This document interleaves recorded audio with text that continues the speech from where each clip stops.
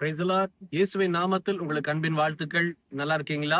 தொடர்ச்சியா அநேக பரிசுத்தவான்கள் கர்த்தருடைய கட்டளைகளுக்கு வார்த்தைகளுக்கு கீழ்ப்படியும் போது எப்படி ஆசீர்வதிக்கப்படுறாங்கன்னு சொல்லி நம்ம தொடர்ச்சியா ஒவ்வொருத்தரா பார்த்துக்கிட்டு இருக்கிறோம். ஏன் அப்படின்னா, உபாகமம் 11:27 ஆண்டு வாக்குத்தத்தம் பண்ணியிருக்கிறாரு. என் பிள்ளைகளே, கர்த்தருடைய வார்த்தைக்கு கட்டளைகளுக்கு கீழ்ப்படியும் போது நம்ம ஆசீர்வதிக்கப்படுவோம்னு வாக்குத்தத்தம் பண்ணியிருக்கிறார் இந்த மாதம். அதனாலதான் ஒவ்வொரு பரிசுத்தவான் எப்படி ஆசீர்வதிக்கப்பட்டாங்க, எப்படி கீழ்ப்படிஞ்சாங்க அப்படிங்கிறத பார்த்துட்டு இருக்கோம். இன்னைக்கு அதே வகையில யோசுவா அப்படிங்கிற ஒரு பரிசுத்தவான் கர்த்தருடைய வார்த்தைக்கு கீழ்ப்படியும் போது அவர் ஆசீர்வதிக்கப்படுகிறார். எப்படி அப்படின்னு சொல்லி பார்க்கலாமா? யோசுவா 1:7 வாசிக்கிற நல்லா கவனிச்சு பாருங்க. என் தாசனாகிய மோசே உனக்கு கற்பித்த நியாயப்பிரமாணத்தின்படியெல்லாம் செய்ய கவனமாயிருக்க மாத்திரம் மிகவும் பலங்கொண்டு திடமனதாயிரு. நீ போகும் இடமெல்லாம் புத்திமானாய் நடந்து கொள்ளும்படிக்கு அதை விட்டு வலது இடது புறம் விலகாதிருப்பாயாக.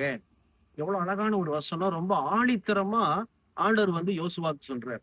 ஏன் இவ்வளவு தூரம் ஆணித்தரமா ஆண்டவர் சொல்லணும் அப்படின்னா, யோசுவா 1:5 ஆண்டவர் சொல்லிட்டாரு, நான் மோசையோட இருந்தது போல உன் கூட இருப்பேன், நான் உன்னை விட்டு விலகல, உன்னை கைவிடல அப்படின்னு சொல்லி யோசுவா 1:5 வாக்குத்தத்தம் பண்ணிட்டார். ஆனாலும் கூட யோசுவாக்கு ஒரு கலக்கம். ஏன்னா இவ்வளவு பெரிய ஜனங்களை, இத்தனை அதிகமான ஒரு ஜனங்களை, அதுவும் கூட மோசையோட இருந்து பார்த்துட்டாரு அந்த ஜனங்க எப்படிப்பட்ட குணாதிசயம் இருக்கிறாங்கன்னு சொல்லி.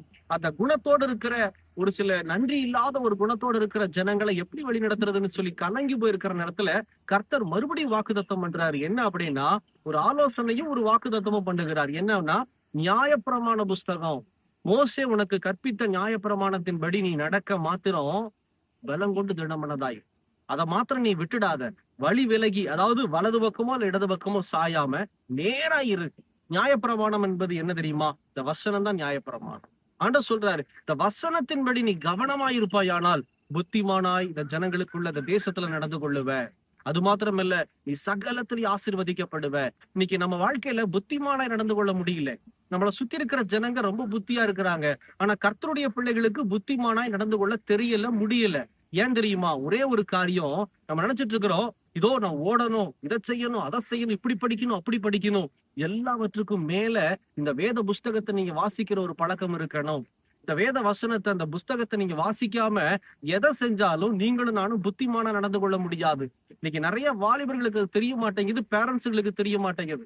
இதோ உடனே ஸ்கூலுக்கோ காலேஜுக்கோ நேரம் ஆயிடுச்சு அப்படின்னா, ஓடு ஓடு, பரவாயில்ல, பைபிள் வாசிக்கூட ஓடு, ஜெபம் மட்டும் ஓடு அப்படின்னு சொல்லிடுறாங்க. ஆனா நான் சொல்றேன், இங்க ஆண்டவர் யோசுவாக்கு சொல்லி இருக்கிறாரு, நீ புத்திமானா நடந்து கொள்ளணும்னா இந்த நியாயப்பிரமாண புஸ்தகம் உன்னை விட்டு விலக கூடாது. இந்த பைபிள் உன்னை விட்டு விலக கூடாது. இந்த வசனம் உன்னை விட்டு விலக கூடாது. அப்பதான் நீ புத்திமானா இந்த உலகத்துக்குள்ள நடந்து கொள்ளுவ. இந்த ஜனங்களை வழி நடத்துறதுக்கு அப்பதான் உனக்கு புத்தி இருக்கும்னு சொல்லி கர்த்தர் யோசுவாக்கு கட்டளையிட்டு, அதே யோசுவாவை கொண்டு கானானுக்குள்ள ஜனங்களை அழகா வழி நடத்தினார். மோசையால செய்ய முடியாதத யோசுவாவை கொண்டு கர்த்தரே நடத்தினார். இதுக்கு சாட்சி இந்த வேதாகமம். அப்படி இருக்கும்போது நீங்க யோசனை பண்ணி பாருங்க பேரண்ட்ஸ், உங்க பிள்ளைங்க எவ்வளவு லேட்டா எந்திரிச்சாலும் அவங்களுக்கு நீங்க கற்றுக் கொடுங்க, சீக்கிரம் எந்திரி. பைபிளை வாசிக்காம ஜெபிக்காம உன்னுடைய காலேஜுக்கோ இல்ல உங்க ஸ்கூலுக்கோ கடந்து போகாத. இதை நீங்க இப்ப சொல்லி கொடுக்கணும்னு வச்சுக்கோங்க, பெருசானோன்னு அவங்களுடைய வாழ்க்கையில கஷ்டப்படுவாங்க, வழி விலகி போவாங்க. அவங்க வழி விலகிட்டாங்கன்னா கர்த்தரால் ஆசீர்வதிக்கப்பட முடியாத சூழ்நிலைக்கு தள்ளப்பட்டு போவாங்க. இது உங்க கடமை. வளர்க்கறது மாத்திரமல்ல, இதை சொல்லி கொடுக்க வேண்டியது ஒவ்வொரு பேரண்ட்ஸ் உடைய கடமை. கர்த்தர் யோசுவாவுக்கு அழகா சொல்லி கொடுக்கிறார், ஆசீர்வதிக்கப்படுகிறார் யோசுவா. நீங்க ஒப்பு கொடுக்குறீங்களா? ஆனா முதல்ல நான் சொல்றேன், சொல்லி கொடுக்கிற பேரண்ட்ஸ் நீங்க முதல்ல செபிக்கணும், பைபிளுக்கு முக்கியத்துவம் கொடுக்கணும். வசனத்தை வாசிக்காம உங்க நாட்களை துவக்க கூடாது. அப்படி வாழ்ந்தீங்கன்னா உங்க பிள்ளைகள் ஆசீர்வதிக்கப்படுவாங்க. உங்க பிள்ளைங்க அப்பதான் உங்க பேச்ச கேட்பாங்க. யோசுவாவை போல நீங்களும் உங்க பிள்ளைகளும் ஆசீர்வதிக்கப்படுவீர்கள். செபிக்கலாமா? கண்களை மூடி. எங்களை நேசிக்கிற நல்ல ஆண்டவரே, இந்த வேலைக்காக ஸ்தோத்திரம். தகப்பனே, இன்னைக்கு யோசுவா எப்படி ஆசீர்வாதத்தை பெற்றுக் கொண்டாருங்கிறத நாங்க பார்த்தோமே.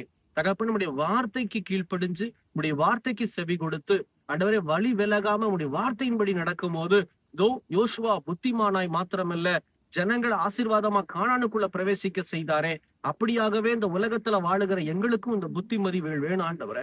புத்திமானா நாங்க நடந்து கொள்ளணும் ராஜா. அப்படி இருக்க யாரெல்லாம் தன்னுடைய வாழ்க்கையை ஒப்பு கொடுக்கிறாங்களோ, பேரண்ட்ஸ் பிள்ளைகளுடைய வாழ்க்கையை ஒப்பு கொடுக்கிறாங்களோ, கர்த்தர் கண்ணோக்கி பார்த்து ஆசீர்வதிப்பீராக. ஒவ்வொரு நாளும் ஜெபித்து வசனத்தை வாசிக்கும் போது உடைய பிள்ளைகளை தேற்றும், உடைய பிள்ளைகளை ஆசீர்வதியும், பலப்படுத்தும், பாதுகாத்துக் கொள்ளும். கூடவே இரும். இயேசுவின் நாமத்தில் பிதாவே, ஆமேன், ஆமேன். தொடர்ச்சியா ஜெபம் பண்ணுங்க. எங்களுக்காகவும் ஜெபித்துக் கொள்ளுங்கள். கர்த்தர் உங்களை ஆஸ்வதிப்பாராக. God bless you.